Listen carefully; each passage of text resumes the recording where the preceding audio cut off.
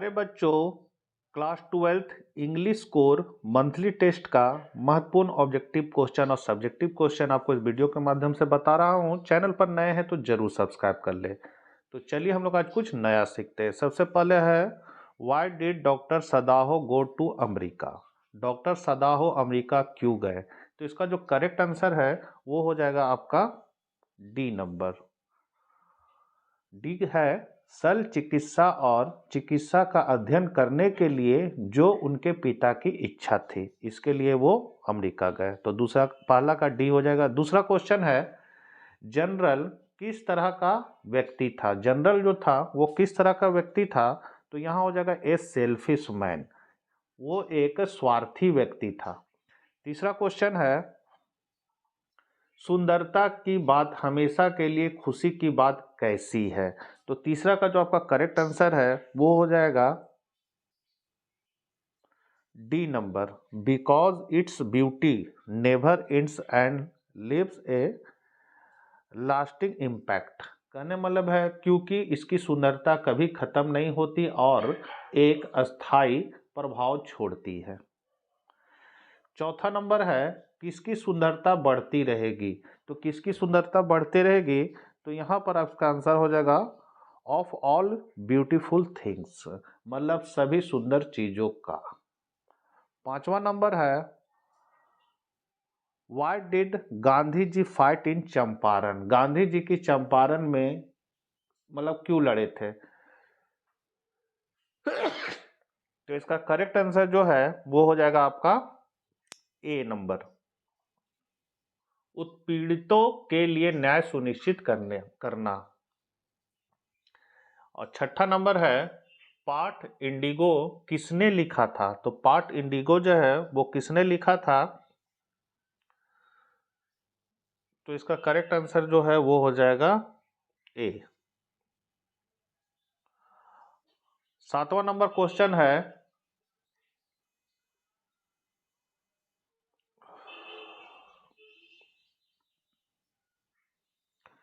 कविता में वर्णित सौंदर्य की बातों को सूचीबद्ध करें।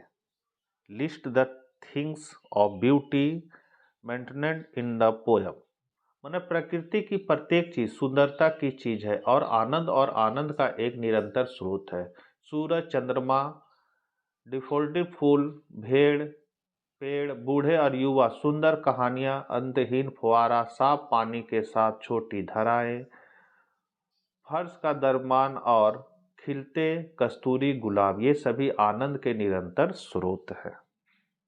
ये आपका मॉडल क्वेश्चन से लिया गया है। क्वेश्चन बैंक जो जेसीईआरटी द्वारा निकाला गया था वहां से ये क्वेश्चन को लिया गया है। आठवां नंबर है डॉक्टर सदाहो कौन है, उसका घर कहाँ था। तो इसका आंसर है डॉक्टर सदाहो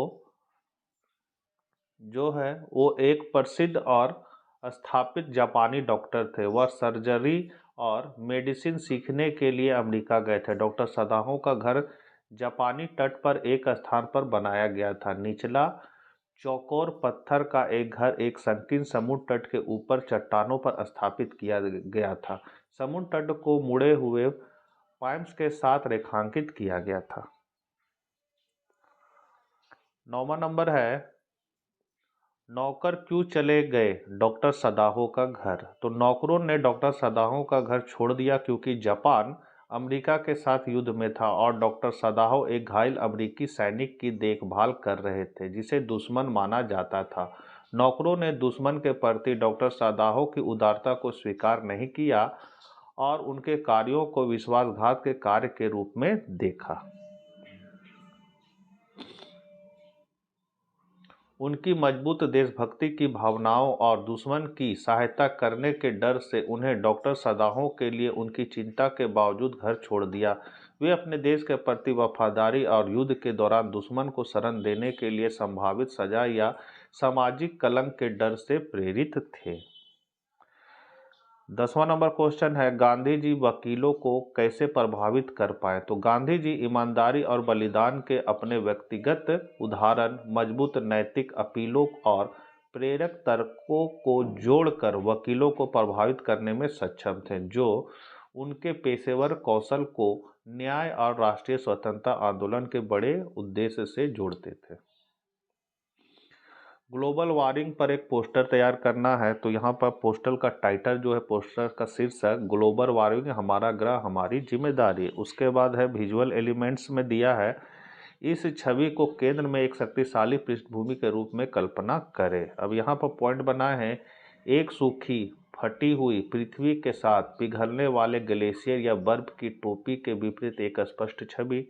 दूसरा है वैकल्पिक रूप से बढ़ते जल स्तर के साथ एक आधा जलमग्न शहर का दृश्य।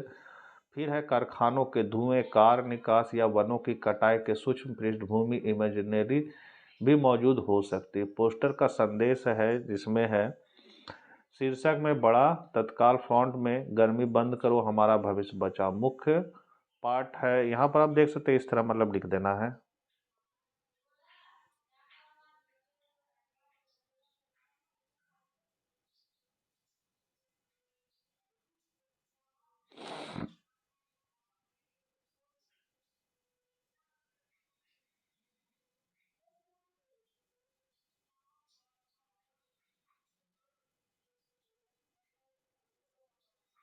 और ये है पोस्टर।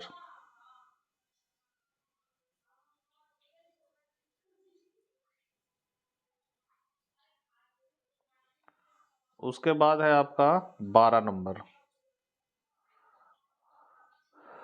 12 नंबर क्वेश्चन है,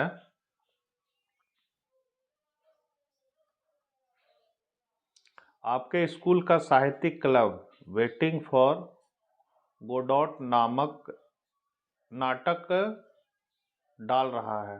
आप क्लब के सचिव हैं। समारोह में विशिष्ट अतिथि के रूप में प्रसिद्ध लेखक सुदीप गुप्ता को आमंत्रित करते हुए निमंत्रण दे। तो निमंत्रण पत्र आपको लिखना है, तो लिखे हैं डियर मिस्टर सुदीप गुप्ता। आपके यहाँ पर है कि स्कूल का नाम दे देना है। साहित्यिक क्लब की ओर से यह मेरा सौभाग्य है, तो आप देख सकते हैं इस तरह लिख देना है। यहाँ पर जो है आप अपने स्कूल का नाम लिख दीजिएगा। यहाँ पर on behalf of the literacy club of, अपना स्कूल का नाम, इट इज माई फलना फलना फलना, इस तरह लिख देना है आपको।